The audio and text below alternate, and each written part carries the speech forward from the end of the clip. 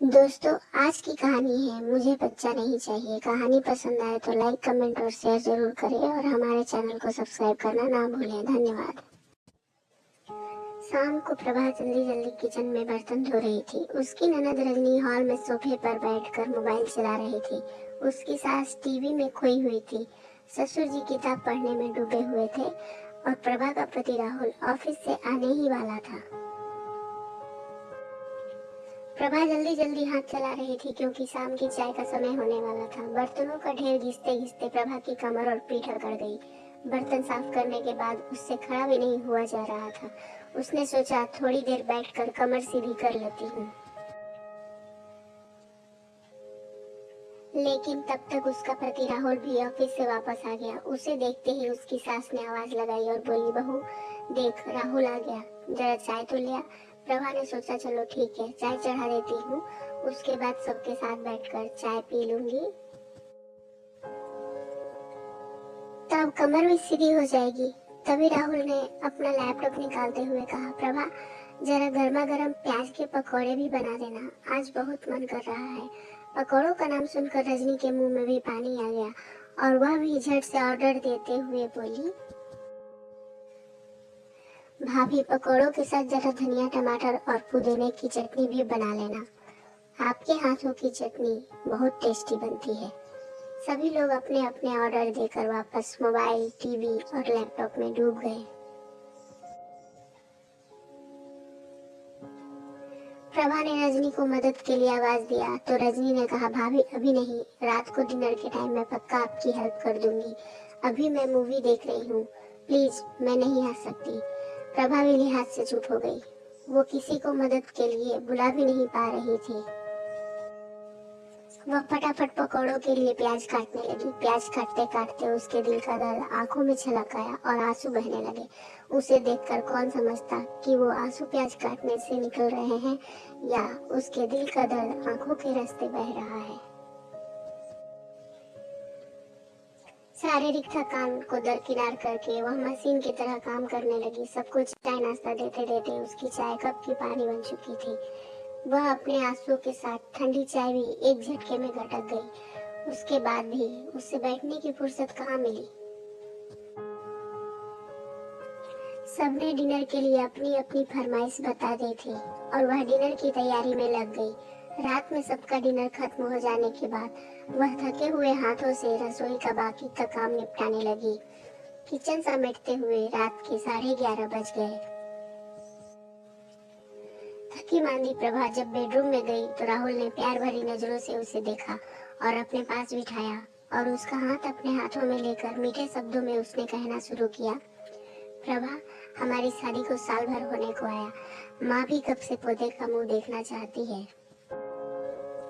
अब हमें भी बच्चे के बारे में सोचना चाहिए। राहुल की बात सुनकर प्रभा के मन में छिपा हुआ तूफान अपने सब्र के सारे बांध तोड़कर निकल पड़ा। उसने अपना हाथ छुड़ाते हुए कहा, नहीं चाहिए मुझे बच्चा। राहुल हतप्रभ होकर उसकी ओर देखने लगा और घबराई हुई आवाज में बोला, क्या हो गया तुम्हें, ये कैसी बातें कर रही हो तुम। प्रभा ने अश्रुपूर्ण नेत्रों से राहुल को देखा और खुद पर नियंत्रण करते हुए बोली, मैं बिल्कुल ठीक कह रही हूँ, नहीं चाहिए मुझे बच्चा। पूरे परिवार का काम मैं अकेले करती हूँ। सुबह से कब रात हो जाती है कुछ पता ही नहीं चलता। आज भी दर्द के मारे मेरी कमर टूट रही है। मैं भी इंसान हूँ, थक जाती हूँ, कोई मेरी जरा सी भी मदद नहीं करता। मैं यह नहीं कहती कि मुझे घर का काम करने में दिक्कत है। मैं खुशी खुशी सब काम करने को तैयार हूँ, लेकिन मेरी शारीरिक क्षमता की भी कोई सीमा है। अभी तो मैं आप सभी का काम अकेले करती हूँ, ऊपर से बच्चे की जिम्मेदारी आ जाएगी, वह सब भी मुझे अकेले ही करना पड़ेगा। बच्चा पालना भी क्या कोई आसान काम होता है। तब भी आप में से कोई मेरी मदद नहीं करेगा। इसीलिए मैं बोल रही हूँ कि मुझे बच्चा नहीं चाहिए। इतना बोलकर प्रभा फुट फुट कर रोने लगी। ना जाने कितने दिनों से उसके मन में जो भार था वह आज राहुल के सामने धधकते हुए ज्वालामुखी के रूप में फट पड़ा। राहुल हैरानी से प्रभा की बातें सुन रहा था। उसने तो कभी सोचा भी नहीं था कि प्रभा को इतनी थकान हो जाती होगी। वह तो बचपन से माँ को भी सारे काम अकेले ही करते देखता आया था।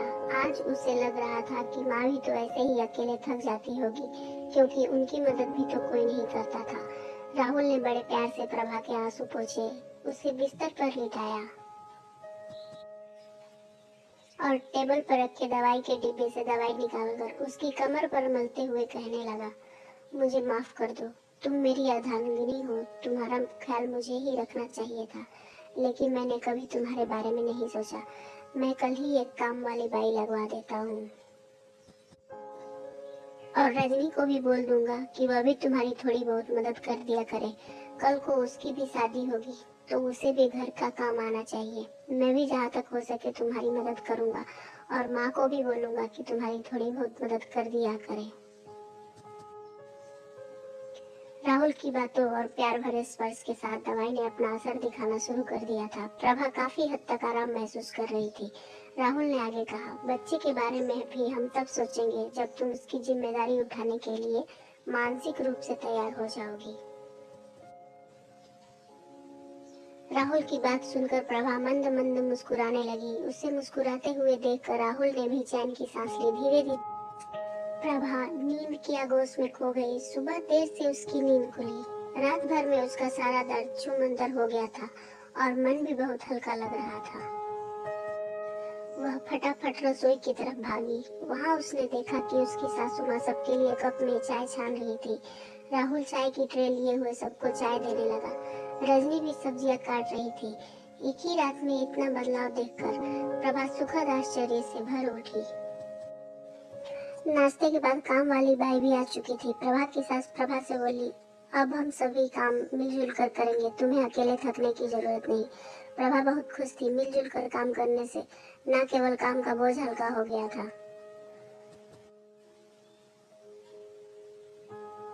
बल्कि प्रभा भी अब अपने परिवार के साथ थोड़ा समय बिता पा रही थी। तो दोस्तों, आप भी बताइए कि आपके परिवार में गृहिणी की मदद की जाती है?